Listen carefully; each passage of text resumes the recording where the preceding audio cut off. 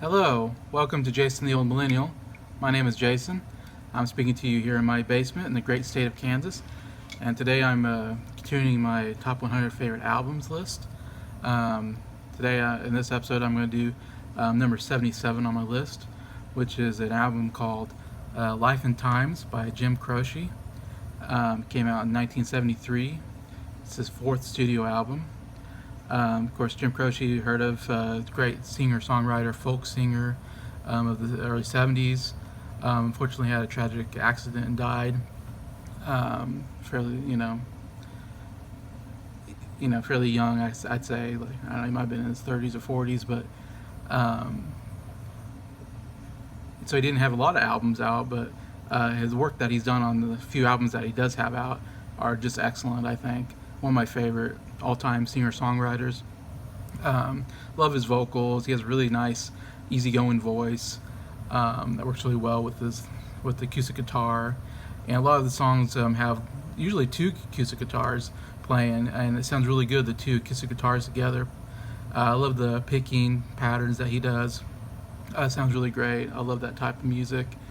And I think the lyrics are great. If you listen to the lyrics, sometimes he does different types of styles. Like he does what I would call folk ballads, which is my favorite type of music that he does. They're very soft, and sometimes they're love songs. Sometimes they're songs about breaking up with someone.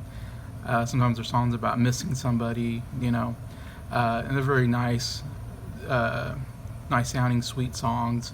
And he does a really good job with those. He also does some up tempo songs that to me have more of a bluesy style to them, and he likes to take stories and like make up characters and kind of tell a story. Anyway, so he does that different kinds of writing in that sense. But yeah, I'm a huge Jim Croce fan. This album has 11 songs on it. It has one really big hit of his called "Bad Bad Leroy Brown," one of his most well-known songs that gets played a lot on the radio. One I've heard quite a lot on the radio. Definitely one of the biggest ones for him. Other songs I really wasn't familiar with, but some really great songs on here.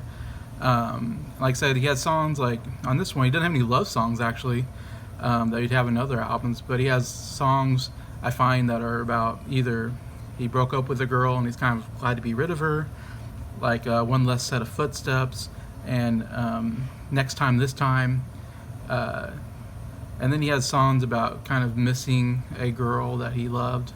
And it's kind of a sad song about, wanting to get back together with them or just missing them entirely.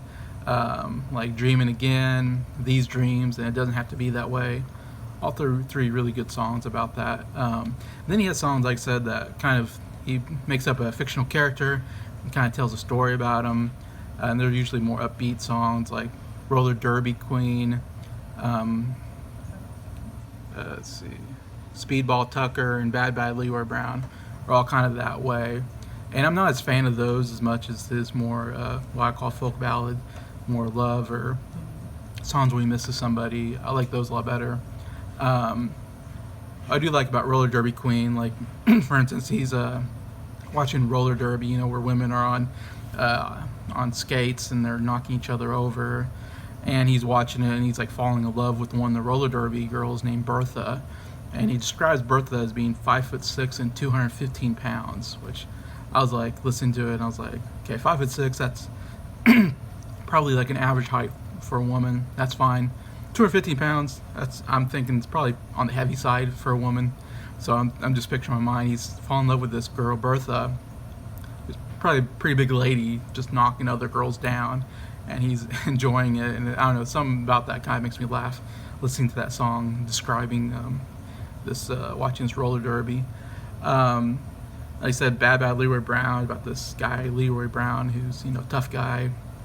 Like one of my favorite lyrics of the song is Leroy Brown gets into a fight and he describes Leroy Brown as looking like a jigsaw puzzle with some pieces gone.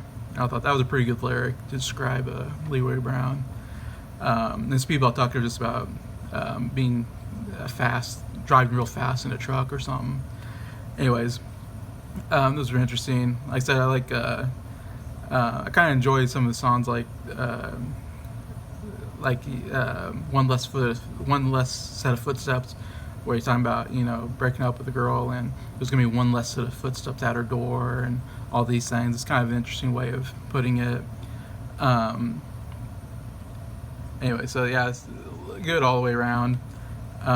So there's 3 singles coming off this album. One Less Set of Footsteps went number 37 in the U.S.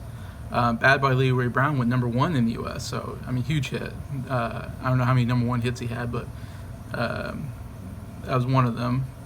And then It Doesn't Have to Be That Way went number 64 in the U.S. So all 3 charted top 100. One really big one, number 1. Overall, the album charted number 7 in the U.S. I didn't see it chart anywhere else. It must have been just a U.S. hit, this album. But not bad, top 10 album for the year. Certified U.S. Gold. It was nominated for 2 Grammys for Pop Male Vocalist for Bad Bad Leroy Brown, and for Record of the Year, Bad Bad Leroy Brown. So, I mean, Bad Leroy Brown, like I said, huge hit. Got nominated for Best Record of the Year, so a pretty big one for him off of this. So there's not a lot of trivia I found about the album. So I'll go to my top 3 favorite songs. Like I said, a lot of good songs, like I mentioned. Like One Less Set of Footsteps didn't make my top 3, but really excellent song. I really just wanted to, I almost wanted to put in there. Also Alabama Rain, really good song. I didn't get in my top 3. These Dreams, really good song. Didn't get in my top 3. And like I said, Bad Bad Leroy Brown did make my top 3, but that's never been a favorite of mine. Like I said, I like his more softer hits than I'm not into the bluesy type numbers, as I would call it. So number 3 for me is It Doesn't Have to Be That Way. It's a really great song about, it seemed to me like he's talking about like an ex-girlfriend and they broke up, and he's saying it didn't have to be that way. We can still get it back together. And it seems to be kind of painting this picture of like, come on over, let's try again, or I'm gonna stop by, let's talk about it. Anyway, so it was a really nice song, I thought, and and it's like, I like these kind of songs because it makes me think about my own relationships that I've had in the past, and you definitely had those kind of thoughts and feelings about ex-girlfriends of like, man, I wish we didn't break up, wish we could get back. There's some where you're glad, some you're like really sad that you broke up, and you're like, man, maybe it could work out. You always have this hope, like maybe you can get back together. It's never worked for me, but I think some people it does work out. So I thought it was a really nice song about that.